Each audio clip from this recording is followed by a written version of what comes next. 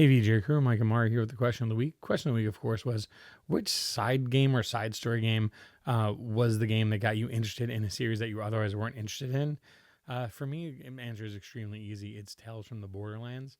See, I tried to give Borderlands 1 a try, but being that I wasn't really playing with groups a lot, I was playing mostly solo. That game kind of like felt like a wet noodle for me for the most part. It just was way too repetitive and wasn't really grabbing me.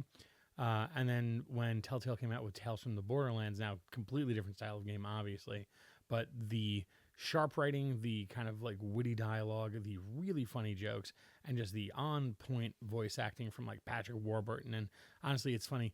I was looking up to see the cast to remind myself because it's been 12 years or so since that game came out, or 11 years since that game came out. And for the life of me, I thought that Reese, the main character, was being played by Chris Parnell. But no, it's Troy Baker doing a really good Chris Parnell impersonation. But that game really kind of explored the world of Borderlands and Pandora and like really hammers home that humor in a way that I wasn't seeing in that first game, and has some really actual affecting moments too.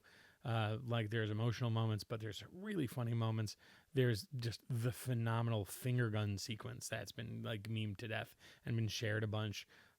That's one of those games. If you haven't played Tales from the Borderlands, it is a phenomenal game, and it's what got me interested in Borderlands as a series. I went back, finished Borderlands 1, and like played through all of Borderlands 2 because of how much I love that game.